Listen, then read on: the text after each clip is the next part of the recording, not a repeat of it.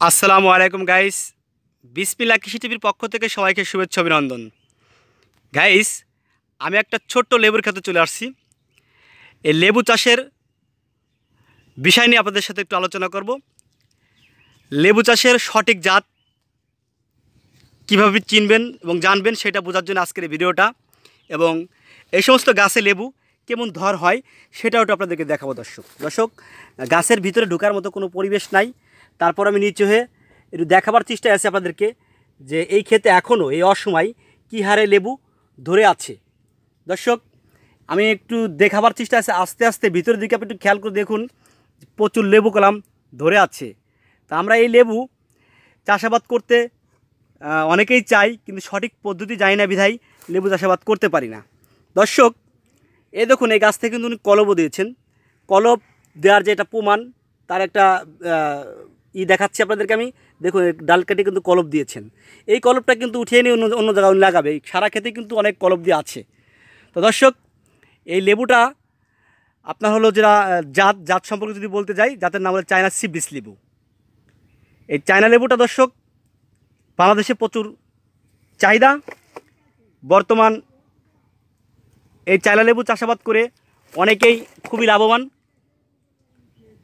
তো দর্শক, আমি আপনাদেরকে অবগতি করব, আপনারা যারা এই জাত লাগাইতে চাচ্ছেন এবং চাষাবাদ করতে চাচ্ছেন, আপনারা আমাদের সাথে যোগাযোগ করলে এই জাতটা আমাদের কাছ থেকে ক্রয় করতে পারেন। দর্শক, আমাদের কাছে এই জাত আছে পর্যাপ্ত পরিমাণ। যে জেলা থেকে নিতে চান আমরা কুরিয়ার সার্ভিসের মাধ্যমে গাছ পৌঁছিয়ে দিয়ে থাকি এবং দর্শক সুপরামর্শ দিয়ে থাকি। এই দেখুন কলব দিয়ে আছে কিন্তু প্রতিটা ডালে ডালে। দর্শক, পাশাপাশি লেবু কিন্তু প্রচুর ধরে আছে। আমরা একটু ভিতরের দিকে যাইতে পারতেছি না বিধায় আপনাদেরকে ডাল ধরে দেখাতে পারতেছি না। প্রচুর লেবু ধরা আছে। দর্শক, এই লেবুতে কিছু রোগবালাই হয়ে থাকে, যে রোগবালাইগুলো আমি আপনাদেরকে একটু বলে দিচ্ছি। দেখবেন লেবুর শরীরে ছিট দাগ পড়ে যায়, এরকম এ দেখুন দাগ পড়ে যায়, এবং আলপোকা মারে।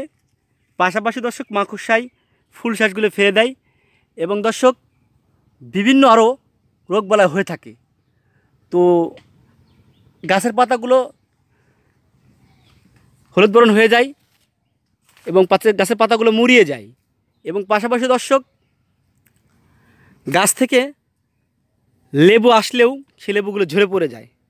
এর থেকে বাঁচার জন্যে আপনি কী ওষুধ স্প্রে করবেন এবং কী ওষুধ প্রয়োগ করবেন সেই বিষয়ে আপনাদেরকে আমি একটু অবগতি করতে চাচ্ছি।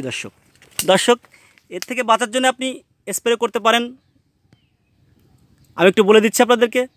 আমি ভিতরের দিকে যখন ঢুকলাম, এর থেকে বাঁচার জন্য আপনি স্প্রে করবেন ককসিট, সাথে দিবেন মার্কার, এবং এর সঙ্গে দেবেন দর্শক ম্যানকোসিল।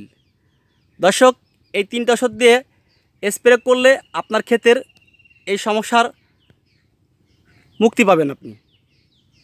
দর্শক, আমরা প্রতিনিয়ত আপনাদের কীভাবে নতুন নতুন ভিডিও দিয়ে থাকি। আমাদের ভিডিওগুলো আপনাদের কেমন লাগে, আমাদের ভিডিওর তথ্যগুলো আপনাদের কেমন লাগে, একটু কমেন্টের মাধ্যমে দর্শক আমাদেরকে জানাবেন।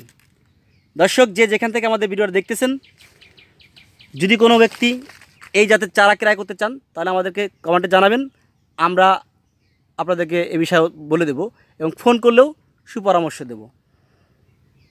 দর্শক, আজকের ভিডিও এখানে শেষ করতে চাচ্ছি আপনাদের সুস্থতা কামনা করে। ভালো থাকবেন, সুস্থ থাকবেন।